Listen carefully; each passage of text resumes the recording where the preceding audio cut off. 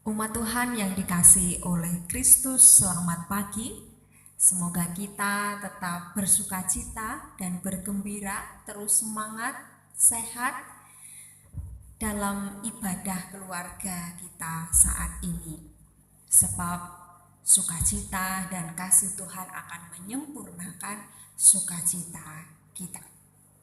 Umat Tuhan yang terkasih, mungkin panjenengan pernah mengalami yang namanya salah lihat. Saya pernah mengalami beberapa kali.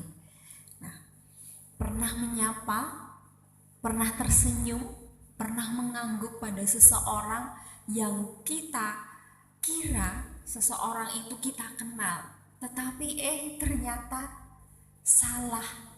Ternyata bukan orang yang kita maksud, ternyata cuma mirip. Atau pernah memesan sesuatu dan ternyata tidak sesuai dengan apa yang kita kira karena kita salah lihat atau salah baca tulisan atau menu mungkin yang kita pilih. Namun yang namanya salah lihat tentu itu terjadi ketika ada perjumpaan atau pertemuan yang hanya sebentar, sekejap saja. Nah, dirasa aneh kalau orang itu sudah bertemu kemudian berhadapan selama lebih dari 1 jam. Kok ternyata masih salah lihat.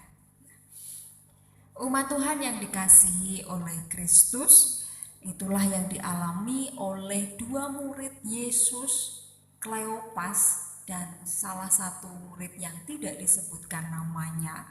Mereka itu salah lihat ketika berjalan dari Yerusalem menuju Emmaus yang jaraknya 7 mil atau kira-kira 11 kilometer dari Yerusalem menuju ke Emmaus dengan berjalan kaki.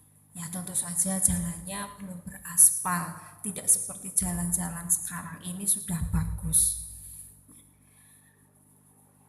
Pada hari-hari sebelumnya yang terjadi adalah Yesus disalibkan.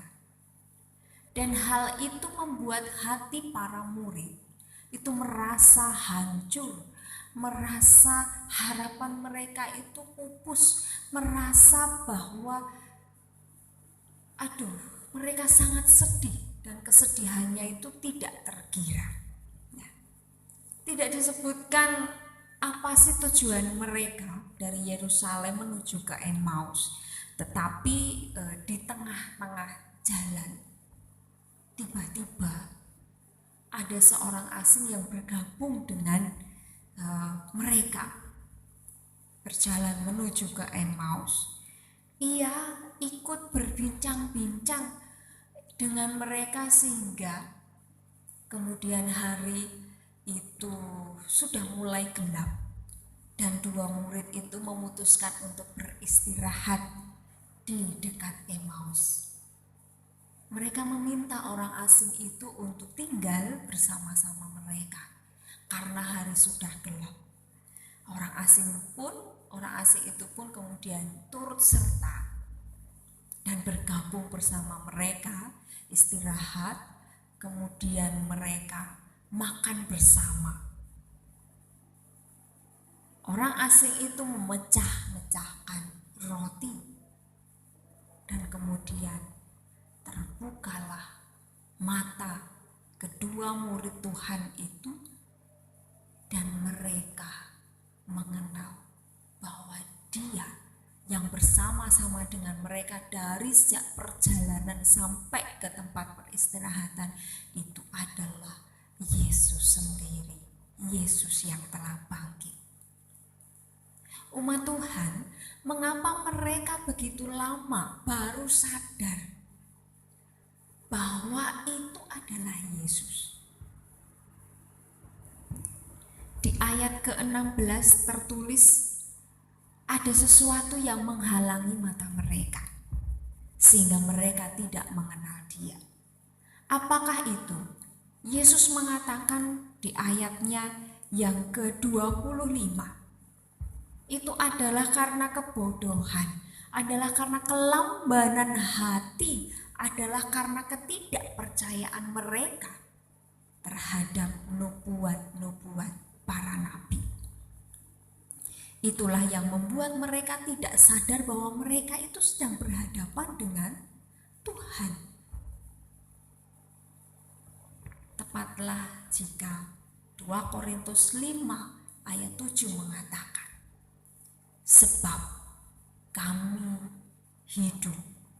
Sebab hidup kami ini adalah hidup karena percaya, bukan karena melihat. Umat Tuhan, ini adalah nasihat agar hidup kita, kita jalani dengan iman, dengan percaya, bukan hanya karena melihat tanda-tanda jasmani belaka. Umat Tuhan yang terkasih, di tengah situasi saat ini Rasul Petrus mengingatkan kepada kita untuk tetap menjaga kesucian hidup dan juga ketaatan kepada kebenaran Allah, supaya kita dapat bersungguh-sungguh mengamalkan kasih persaudaraan dengan tulus ikhlas.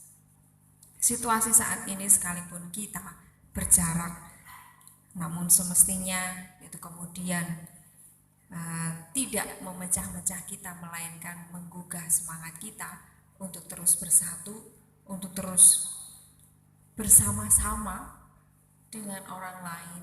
Artinya kita tetap mengasihi dengan segenap hati, menampilkan atau menunjukkan kasih persaudaraan yang tulus ikhlas dalam situasi saat ini dapat diwujudkan dengan kepedulian terhadap saudara yang paling dekat dengan kita, yaitu tetangga.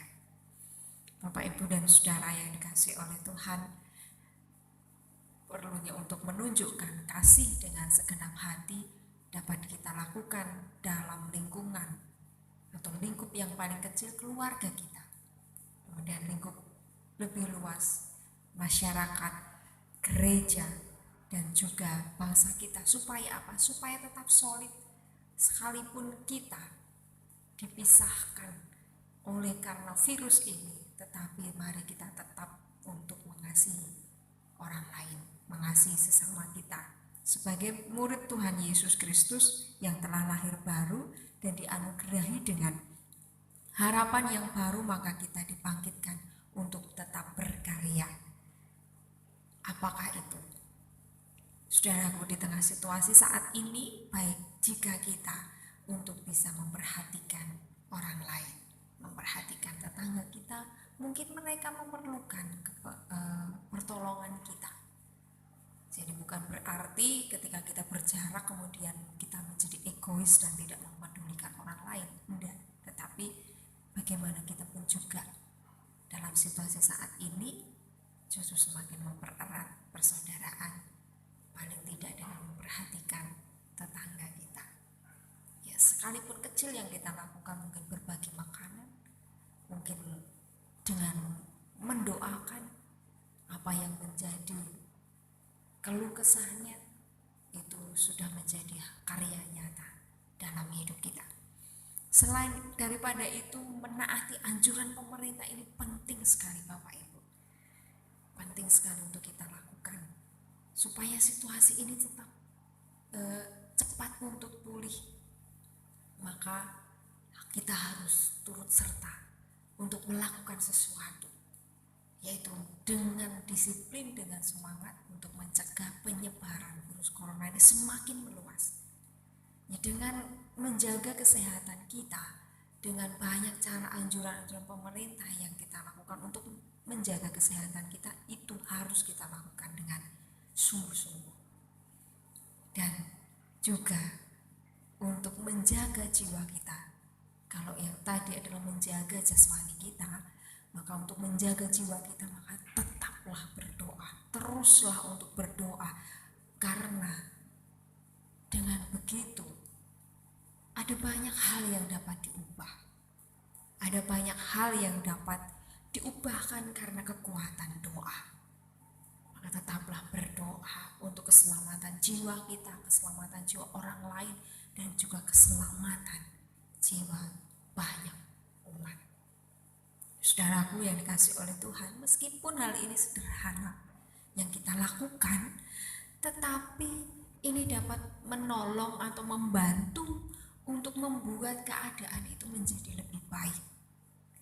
Mari kita kemudian tidak egois, sakarpe dhewe. Mari kita mata kita terbuka, hati kita juga terbuka, supaya kondisi ini segera untuk menjadi lebih baik.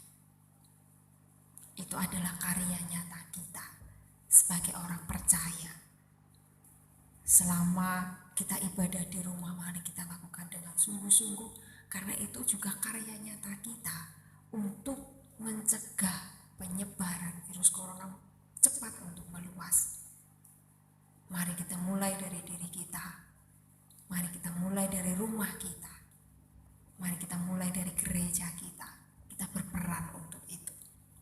Keterlibatan kita semua, baik anak-anak, orang tua, para pemuda, memungkinkan kehadiran Kristus serta kuasanya dalam pengalaman hidup sehari-hari, setiap hari kita, dan memungkinkan kita berkarya secara nyata dalam situasi saat ini. Roh Kudus memampukan kita semua. Tuhan memberkati. Amin.